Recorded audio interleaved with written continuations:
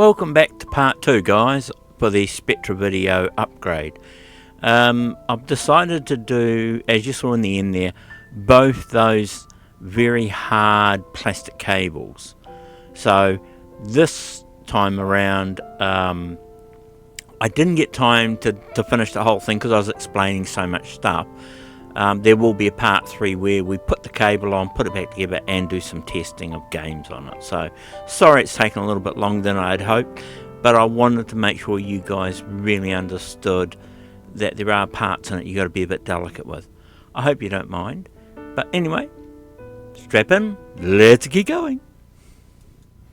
Hi guys, welcome back. So we're getting ready to do this 328 keyboard. So I'm just going to move this off. This is the keyboard membrane that I was talking to you when we finished up the last video. But as you can see, that came up really nice. I'll just move it in a little bit more for you. That came up really nicely and cleaned up really well. There is a little bit of yellow staining in one part of it there. Oh, by the way, I've got a little surprise for you guys. I did some rummaging around in the back room to see if I could find the parts to do this upgrade with. Well, an hour or so return trip away has got some of the 90-degree angle pins that I want, the header pins. Because I had a look and I've run out and I tried to make some and they didn't sort of work out very well. But anyway, I've got a little surprise for you guys. While I was in the back room rummaging through everything, guess what I found? Did you see it? Up the top here?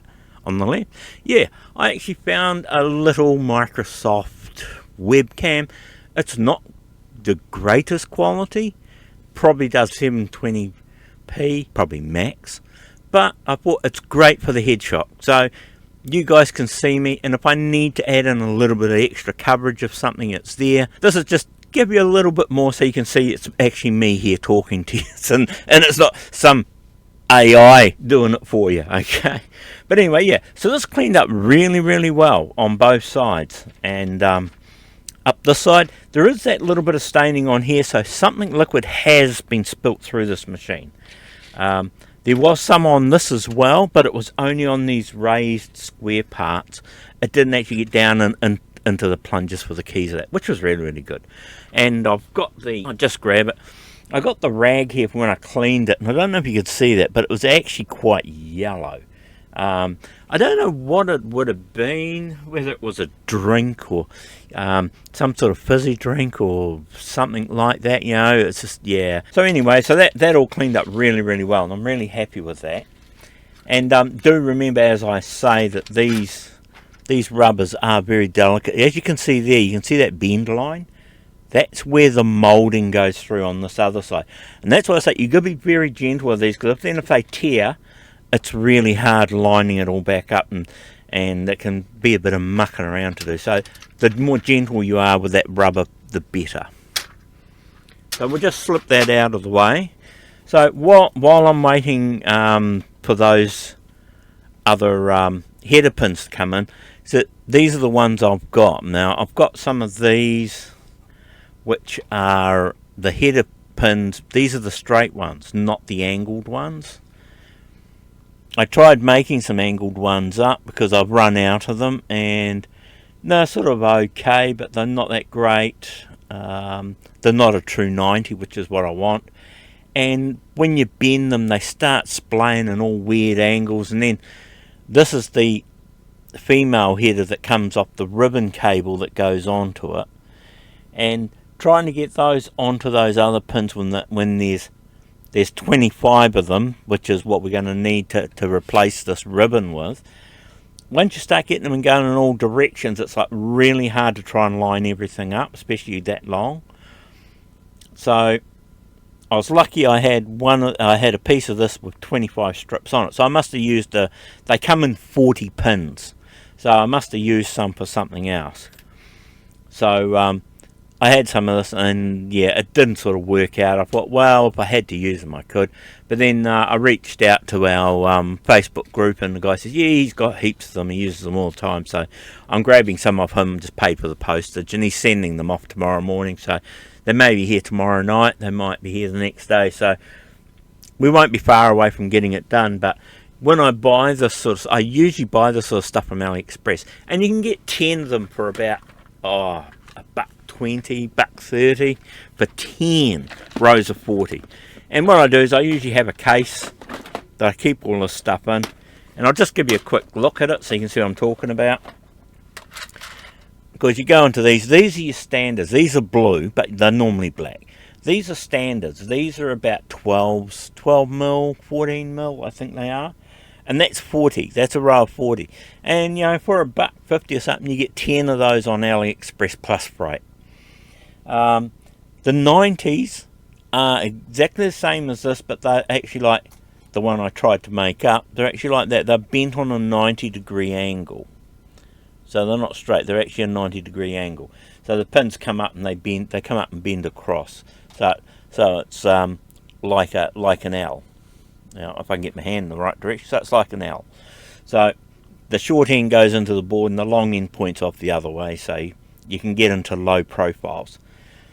So out of those, then I also, because I do a bit of board work for retro gear, I got these are 40 mil. These are 40 millimeter ones, and then there's those other ones I showed you. Those are 20s. That's the bags of the headers that they come in. These the 40 pin headers. All of these are generally 40 pin. They're all standard 2.54 millimeter. That's the pitch size of the pins. That's how far it is between pin to pin. There's those, and the other ones I carry. I do carry colours as well, because when I do certain boards I like to sometimes colour code or colour match. And these are the 40-way strips of double headers. Now these are a bit like your floppy drive IDEs and that sort of thing. They're the headers for those, and they come in 40s as well. And I usually buy a pack of mixed 10 of those, and you get 2 of each colour. So I've used some of the colours out of it. And then the other thing I do keep for when I'm doing specialised work for high quality gear is I buy these tuned sockets. Now these are a lot dearer than this style of one, because these are round. These are actually milled tuned sockets, so they're good for vintage gear where you want to make up and you can't get the right type of IC socket, and there are some out there that you cannot get. They might be too wide or they're too narrow and you can't get a narrow enough, and rather than cut down an IC socket, you can buy these tuned pin ones, which you can, the same as the others, they have ridges down the sides. You can break it off how many pins along you want, and you can break it off and then use those and make your own IC sockets up. So they're actually really good. So there's those, but I have other things in here. I have OLED displays for GoTex, and that's a IDE to dual SD CF card, sorry, with power input on it. Then there's a couple here for Amiga 500s. These are CF card adapters. You know, all sorts of things. These are all for out of GoTex when I put the OLEDs in them. I've also got the push button rotating, I can't remember the name of them now, but I've got those. Other bits and pieces in here.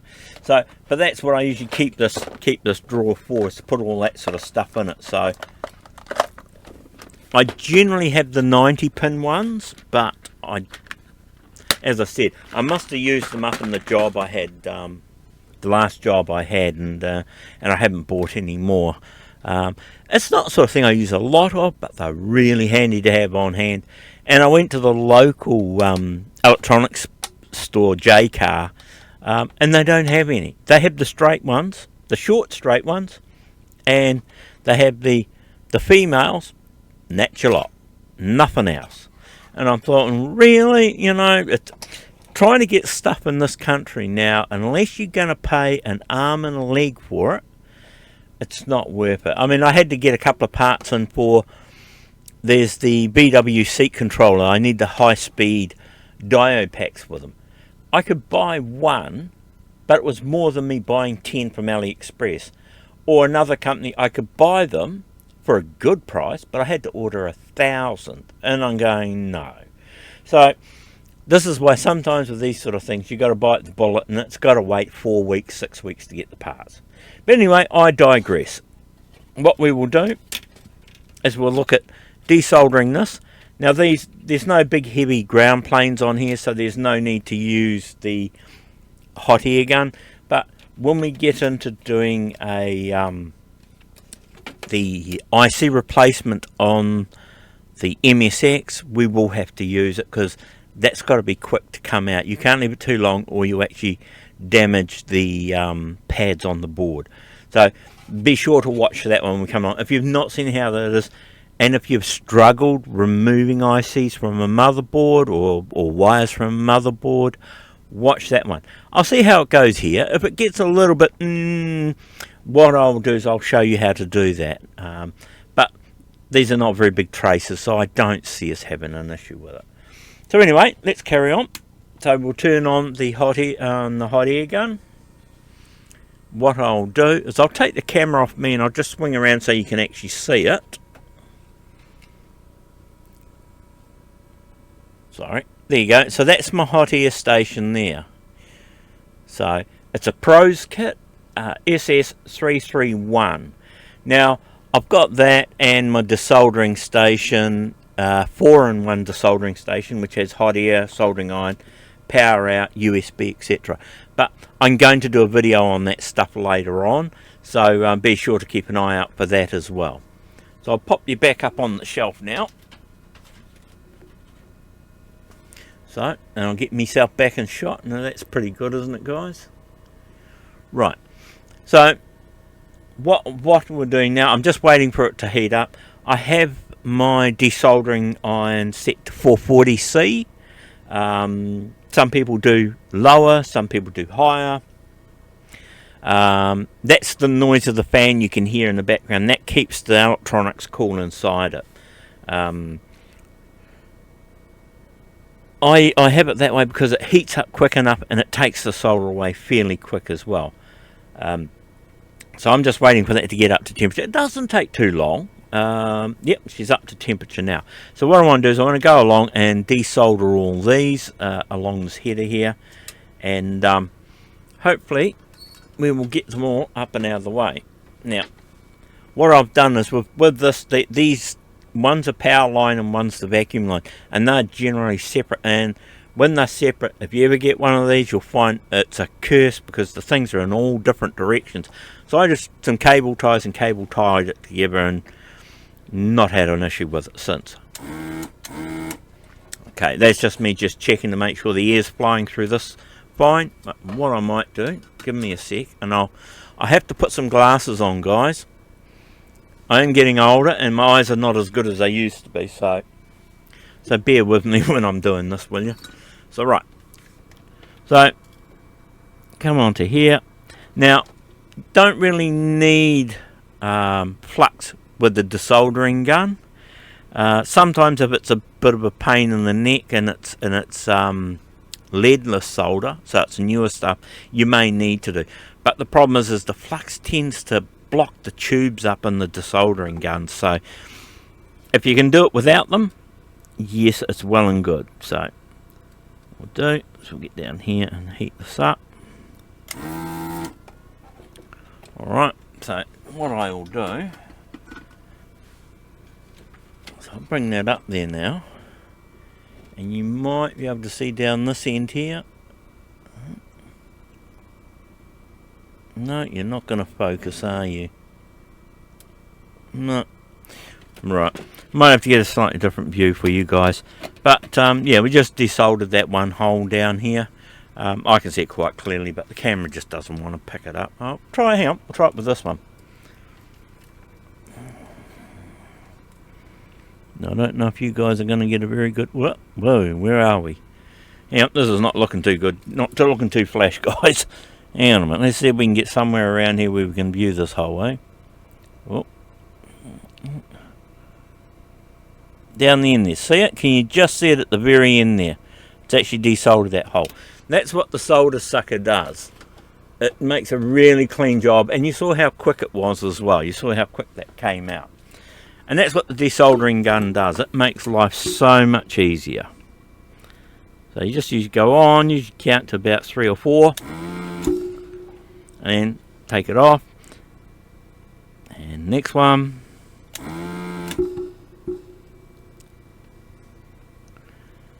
And next one.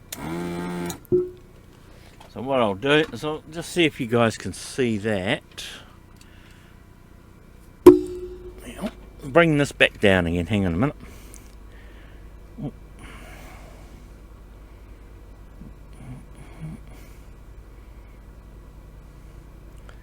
No, it's not really. Oh, you might be able to see it there. Can you actually see that right in that corner there? That's it desoldering the taking the solder out of those holes where the pins come through. So that's what I mean. It makes life so much easier than trying to use a manual solder sucker and some flux and braid, and it's just like, there are times you're going to need braid and flux, but yeah, it makes life so much harder.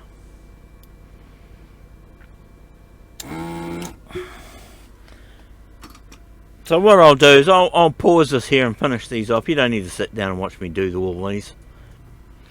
Okay, so those are all desoldered now, so I can feel all the tips of the wire coming through there now without soldering. The next piece we've got to do is, I'll turn that off because it's quite noisy. Well, it is for me. I don't know if you can hear it on the mic that bad.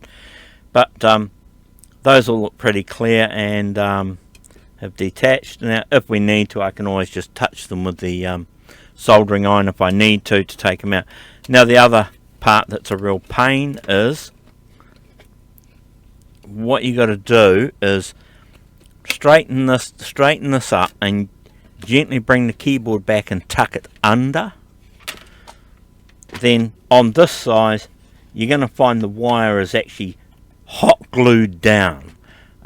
This is where it becomes a real pain, and if these bend too much, you'll actually find when this comes off, have a play with it.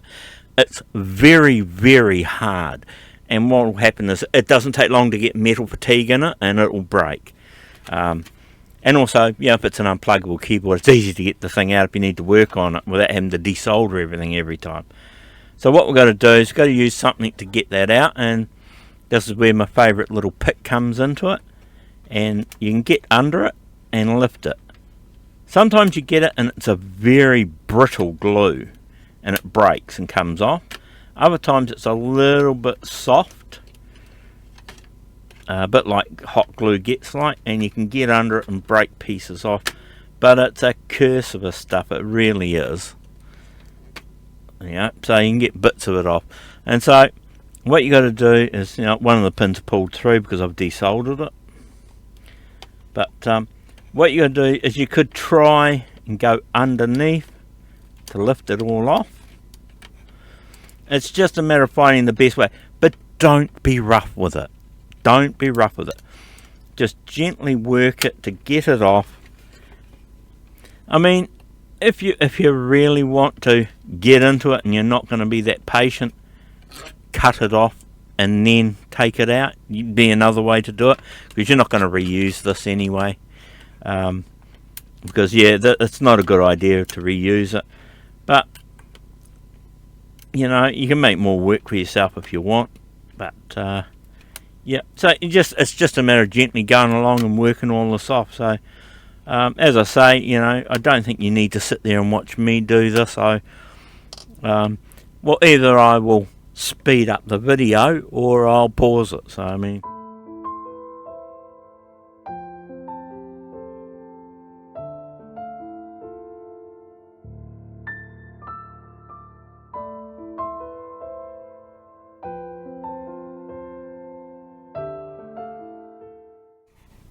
and just as you might be able to see here, is that I've pulled all these ones up.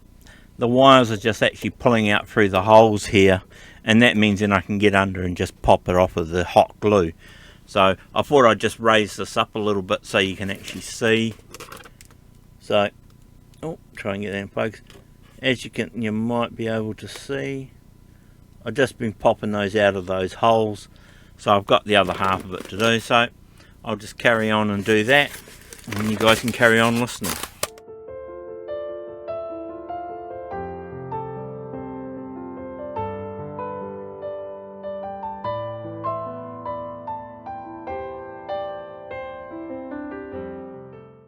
Okay, so as you can see, that's come off now. That's all just hot glue, and there's a little bit of plastic on there from one of them where the pins have pulled out of the bit of plastic that tore. So what we'll do is we'll now clean that up, and probably a blade or something can get under there and lift it off. The other thing you could do is probably heat it up with the hot air slightly to soften the glue back up, and then pick it off with a screwdriver or a blade or something. So I mean, it's all experiment, eh? So why not? Usually I just spend the time trying to pick it off by hand. So what we'll do is we'll put that down. So we'll switch our hot air on.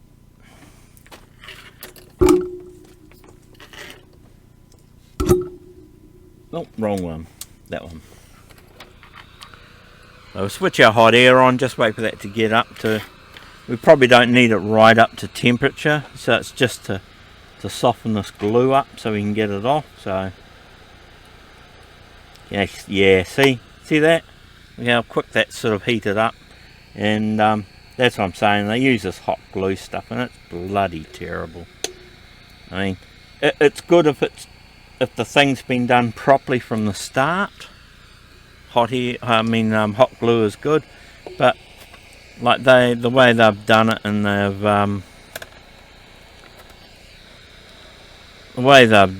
it's, yeah.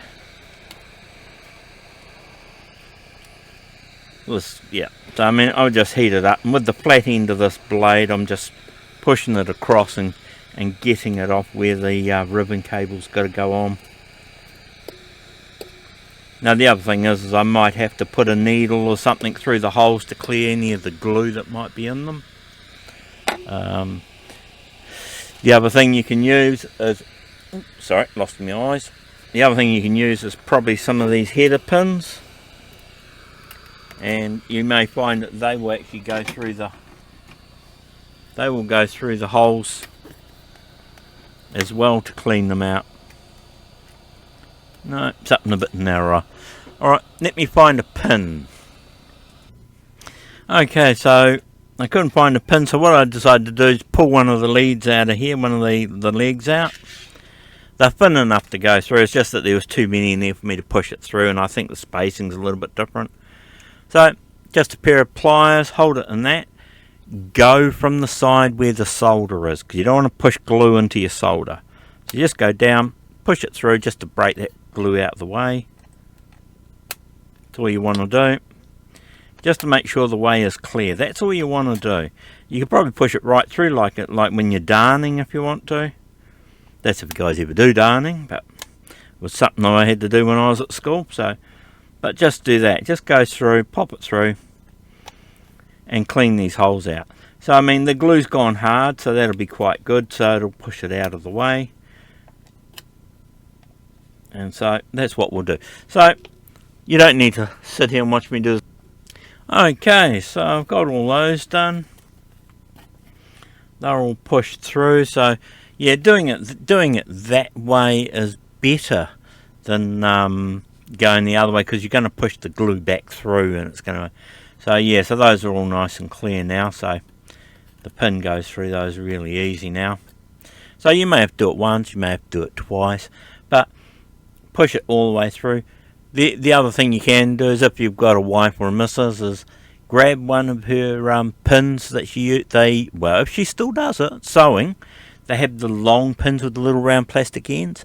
They're really good. Stainless steel, and they're long and hard. They're really, really good. This bent a couple of times on me because it is brass with a coating on it, so just be aware of that. So what I can do now is I can probably go over that with a bit of isopropyl and clean it up, and get this mess off of my board.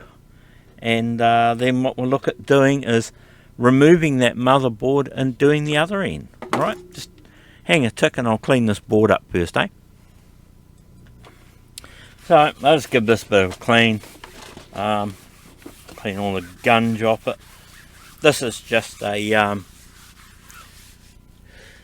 antibacterial wipe. I got a mate that his wife was working somewhere, and these all got used by or best before date. And he had cartons of the bloody things. There's like 100 in each of these, and he had cartons of the things. Did you want some? I said, oh yeah, I had one or two. So I brought around like 3 cartons. Oh my god! So really good for cleaning stuff, because they're being alcohol based. It dries off, but cleaning some stuff down, you really want to use a kitchen wipe to wipe it off afterwards anyway. So that's done. That goes over there, and as I say, just handy roll or kitchen wipes, whichever you want to call them. Different folks, different strokes. So let's give that a bit of a clean, and that just gets all the gunk and oh, I just knocked my air gun, so it's turned itself back on again. So anyway, that out the way, and that can go back up here, and I think I will turn him off for now because we don't need him. So bring this back, and we're going to give this a bit of a clean. Cotton buds, another thing you need to keep, that's very handy. I buy these when they're cheap at a supermarket, and you get like 5 for $3 or 5 for $4 or something, or 150 to a packet. It's a real pain. I've now gone to wood from the plastic ones, or even the paper ones. Oh, and this is just some IPA. This is just IPA in a container.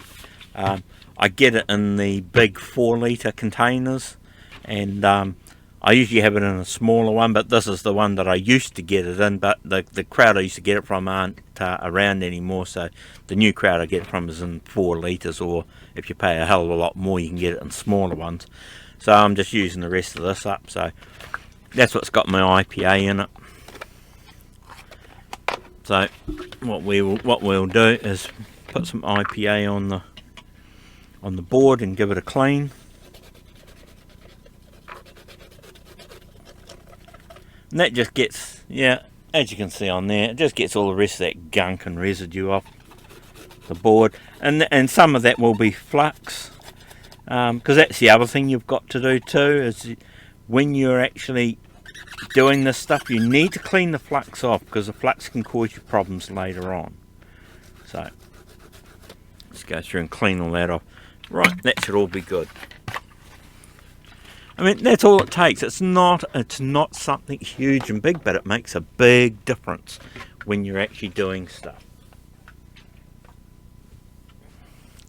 I'm sorry guys, if you saw the size of this room that I work in, it's not very big.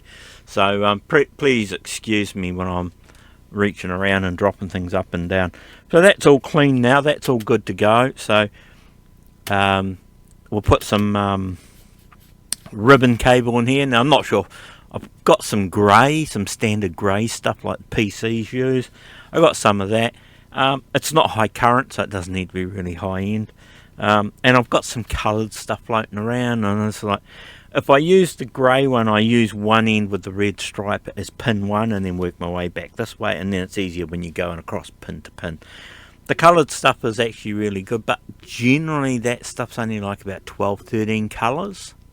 And the thing with that is that if it's only 12-13 colours, you go so far and then you start the same colour going, and you've got to make sure you don't muck up the colours to where they actually go. But I think the best way for us to do this would be to measure, when we've got it out, measure the old cable, make it a little bit longer, and then we put the header on first. So we'll solder the header on where it plugs into the motherboard first. Once we've got that, then we can sit it down, and it's just in line to this one, because it's just pin for pin as they go across. So we'll do this one first. So we'll solder this one up first, so that will then go on to the plug that way, because on the motherboard, the L-shaped pins, the pins are going to point away from the front. So then this will come in from the back and actually plug into it that way. and then the cable will wrap around here and then come up through underneath here. And when we do it, you will see why, because as I was saying, there is not a lot of room under here. But the thing you got to remember, I'll just grab the base of the keyboard as well. Take that rubber mat off. You got to remember, when this goes back in the case, see that? You've got to see that. Now I'll try and get you into shot one way or another. See this here? You got about 20 mils. That there. You've got about 20 mils there. This is where it sits on the bottom of the case. And that goes down into the case. And don't forget, on top of that, you've got the circuit board and the rubber sits on top of that. So you've probably got about another 4 mil on top of that again in thickness. So you're probably about 24, 25 mil. Now that's what goes down into the case. So that's what I'm saying. You don't have a lot of height to put the straight up and down header pins in. That's why you've got to go with the 90 pin, and that's why you point them towards the back of the case, not the front. Because if you point them like this towards the front of the case, then when you go and plug the header cable into this side, it's going to be right up hard against that there, and you may knock it, break it, put weight and flex on the board, etc. It's not worth doing. I mean, I looked into it when I originally started doing these mods years and years ago, and that was the easiest, best way I found to do it, was by putting the 90 degrees pointing towards the back of the case. Alright, I did have the keyboard upside down, if any of you paid any attention to that, but yes. But I was just getting a point to you as why I do it. So anyway, so that's all done. So that's there. So we'll solder those together later. So we'll move this out of the way. And as I say, just be careful of these two. You don't break them. They're standard LED rectangulars. So I mean, if you do break them, it's just a matter of resoldering a couple back on. Just have to get the polarity the right way around. So right, so I've done that. So now we'll grab the base back. So now what we've got to do with this base is we've got to take this board out of the base here, take this board out with it, so that then when we get both these boards out, we can turn it upside down, and we do the same as this that we did to the other one. And I think, yeah, we might as well do this. We're at it. It's how much longer is it going to take? You know, it's just another set of ribbon cable and another header pin, and this one is far enough back you can use straight. You don't have to go 90 degrees, so we can actually use a straight up and down header pin for that one. Alright, so I'll go ahead and I'll unscrew this. You don't need to sit there and watch me do it, but I'll unscrew all this, and I'll come back to you when I'm just about to pull it out of the case.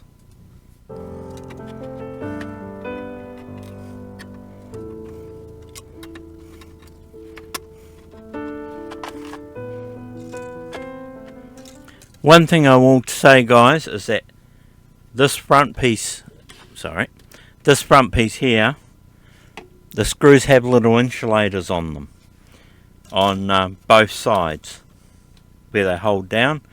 So remember that when you take them out. And then when you've taken them off, just gently prise it up, as it may be stuck to the mounts down below. Be gentle with this, because these are two of your regulators. That's a 5 volt and that's a 12 volt regulator. Now this is negative, that's why it's insulated. It's a negative voltage on here, so I don't want to try and short it to anything else. So just be careful, because you're liable to break the legs. Okay, not a biggie. They're a standard 7805 and a 7812, so a 12 volt and a 5 volt plus regulator. Not a biggie if the legs break. They're standard, you can buy them. I have all of these in stock. I have the minus, the 7.9s, the 7.8s, and I go everywhere from 5 volts all the way up to 28, I think it is. So I have all those as standard, and that sort of stuff. You can buy kits on AliExpress really cheap, you know. It might cost you $12, $15 for each type, 5 of each. Keep them in stock. But they're always something you're gonna find you need at some stage. So just grab them and keep them in stock. So I'll carry on with this.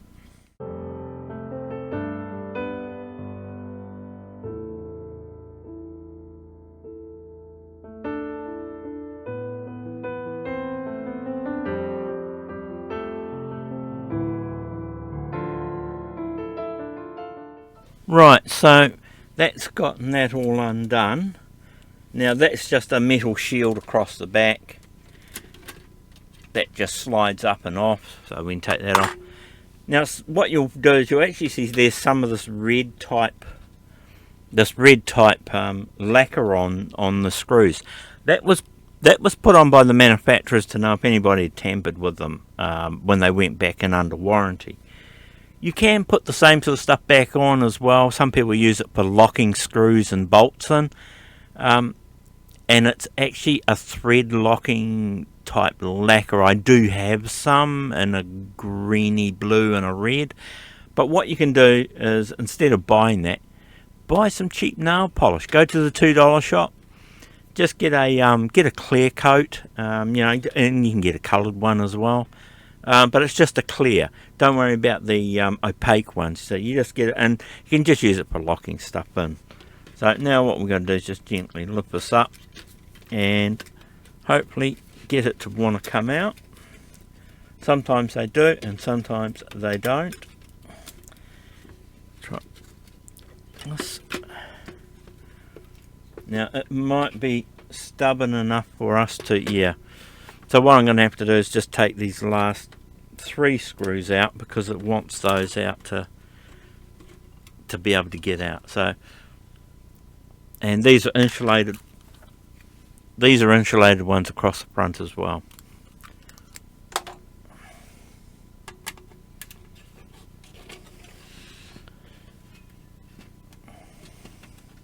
And that's that one. There's one on either side here, and there's one under here. And as I say, just gently lift that up and you can undo that screw. And then once you get that undone, we should be able to get the whole thing out. Once you've had them in and out once or twice, they are a lot easier to get in and out. So we just lift this whole sheet up.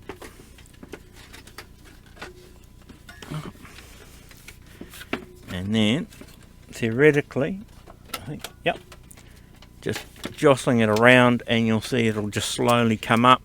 And it's got to come up on an angle because you've got the power in, the switch and the joystick ports all on the side coming out the case. So it's got to come up on an angle for it to slide out. So then we can get that out. We gently pull this forward so it comes away from that back shield.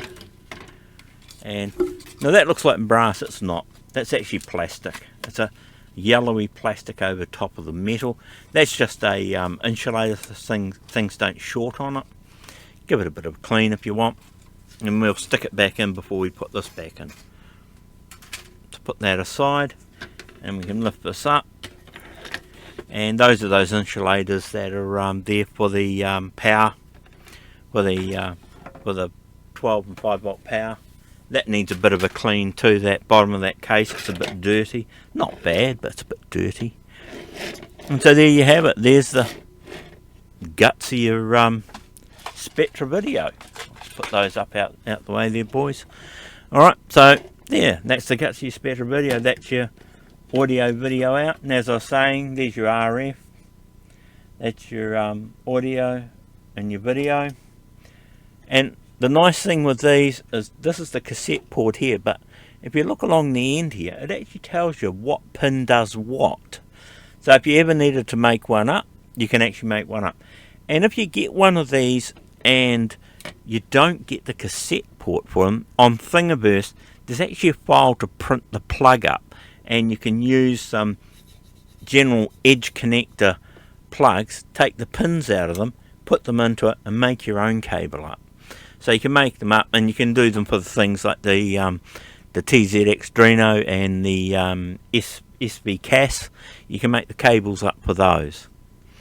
So anyway, that's got that done. So what we'll do is we will then now flip this over, and we'll look at doing this other side. Same thing. We'll just desolder all these with the soldering gun. Then we'll flip it over, gently pull them through, and then on this other side we just got to be careful with the other components that are there. Just a bit of hot air on there to warm it up, and then pull that glue off. Alright, so I won't get you to sit here and watch me do it. I'll pull all these out and have all this ready, and come back to you when I've got it done.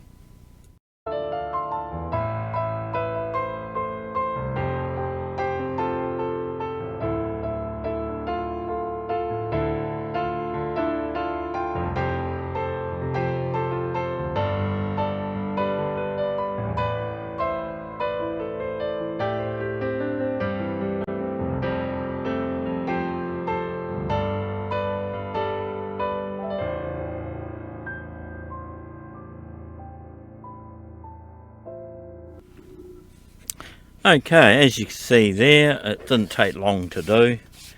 A lot of that was sped up only 2.5 times, so it doesn't take a lot of work to get it out. So I took this black earthing wire off, because what I'll do is I'll put a separate pin on that end, and it just means that this whole thing can come off if need be. And you saw me there, I went to desolder it underneath, and then found out that they'd actually filled the hole and just soldered it on top. So yeah, for an earth, not a really bright idea. They should have put a pin through the board and then soldered to the pin. But anyway, we'll sort that. So now all I got to do is just give this board a clean, give that board a clean, and then sort out some ribbon cable and put that header on, and put a header on this one. And what we can do is we can actually probably put the small one on this end of the board, and we just got to wait.